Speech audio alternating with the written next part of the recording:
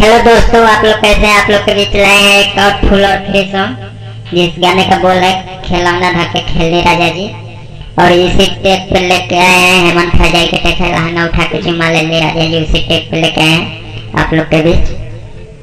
आइए सुनते हैं कैसे है गाना। और इसी गाने में एक लास्ट में एक मुखड़ा है जो उनके टाइलर के गाना भी फिलहाल में आया है, चटेला जवानी तेल चटाए राजा जी। उसी टेप पे लास्ट में केवल मुखड़ा होगा। और उस गाना चाहिए तो आप लोग कॉल कर सकते हैं, नहीं तो वो चाहेगा कि चल हरी जवानी से खेली राजा जी, हाँ हाँ खेली राजा जी।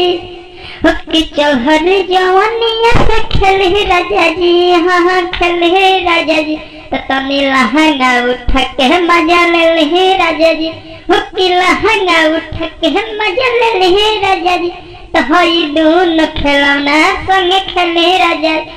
कि हई दोनों खिलौना संग खेली राजा जी। हमारा जवानिया के फायदा उठा ले राजा जी, हाँ उठा ले राजा जी। तो तनी लहंगा उठा के मजा ले ली राजा जी। हो कि लहंगा उठा के मजा ले ली राजा जी। तो हई दोनों खिलौना संग खेले राजा जी।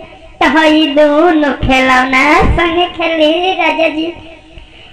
मुखड़ा था, ये अंतरा सुनते हैं। इसी में एक लास्ट में एक अंतरा देंगे, आप मुखड़ा देंगे आपको जो उस पे है तेल चट्टा वाले पे खेसारी लाल के गाने पे। उस पे कल आप लोग के बीच रखेंगे उस गाने को। आज इसमें मुखड़ा देंगे थोड़ा, आप लोग सुनिए, फुल और फ्री सुनिए।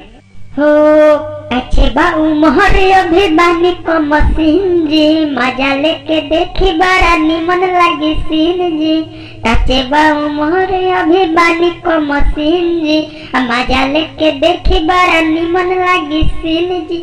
तो उठावा के रोस तनी चुसली जी राजा जी।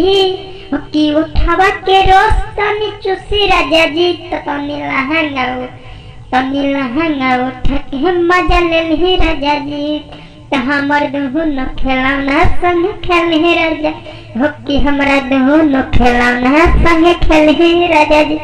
एक दूसरा अंतरा था, ये नाम वाला अंतरा सुनते हैं। नाम वाला अंतरा कैसे, और अच्छा लगे तो लाइक करिए। और हमारे चैनल पर नए आए हैं तो ऐसा ही गाना पाने के लिए चैनल को सब्सक्राइब करें। पियऊ रवि तोहरा खेले नहीं आवे खेला, रतिया में रोज करेला झमेला। पियऊ रवि तोहरा नहीं आवे खेले खेला, रतिया में रोज करेला झमेला। राइटर रवि रंजन से सिखली राजा जी, हाँ हाँ सिखली राजा जी। तो तनी लहंगा उठा के मजा ले ली राजा जी। हो कि तनी लहंगा उठा के मजा ले ली राजा जी। तो हमरा दोनों खिलौना धके खेली राजा जी। हमर दोनों खिलौना धके खेली राजा जी। तो तनी लहंगा उठा। लास्ट अंतरा था, हमें ऐसा है कि आपको अच्छा लगा होगा। अच्छा लगे तो जाइए।